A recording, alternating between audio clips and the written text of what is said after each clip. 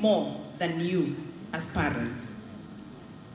Let me tell you the truth as a mother, because I'm speaking in two hearts, and I know maybe somebody would be asking what qualifies you to speak in a boys' school.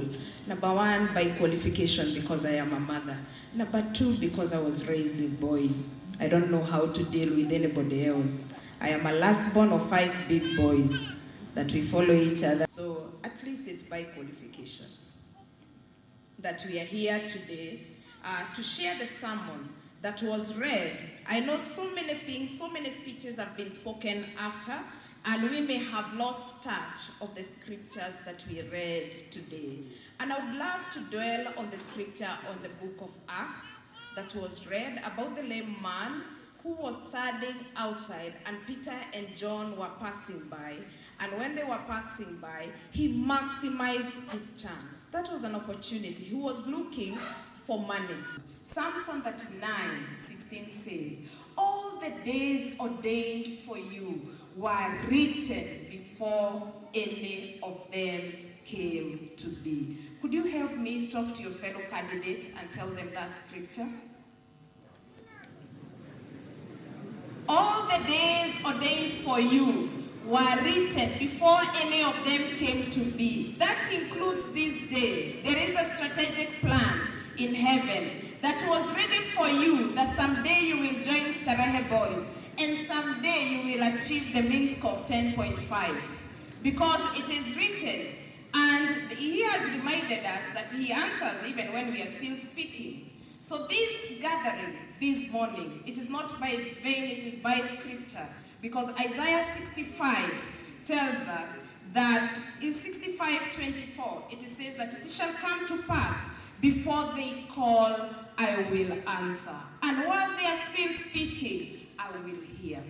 So your future is so bright. It doesn't matter that we are in a VUCA world.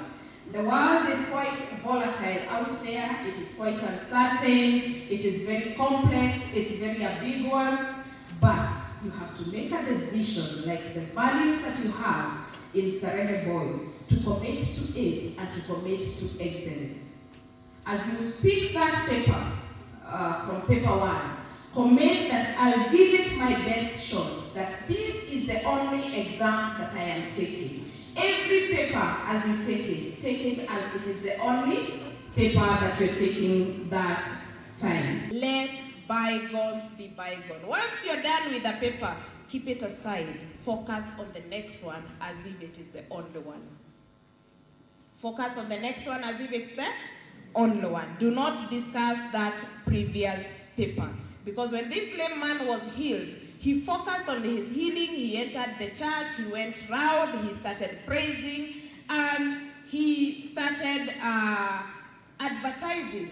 And I think eventually he also became an evangelist, because that was a great achievement for him.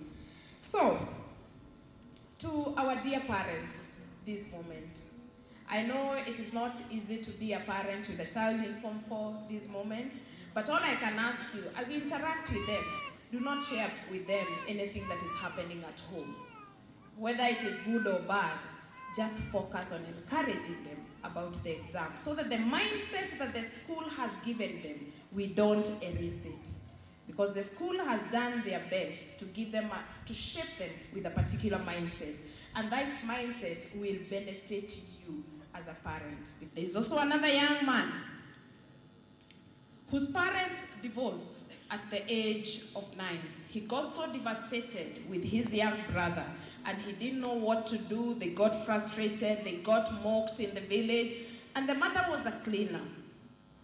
And as the mother was doing her janitor work, she realized she worked in the home of professors, and she identified one thing, that every professor's home she went to clean was full of books, from corner to corner. So her work was to dust the books. And she went back home and switched off the television for her children and told them, moving this day forward, you will be reading 2 books every week. The mother was an illiterate. She didn't know how to read and write. She was a janitor, a cleaner, that is. So this boy and the brother, they frustrated the mother as any young man would. But the mother was so consistent on it that you must read books, you must read this. And to cut the long story short, the young man is none other than Ben Carson. We all know the Ben Carson story. The first ever surgeon to go and separate conjoined twins. So those are two short stories. They are not stories so that we can just listen to them. They are stories so that we can identify with them.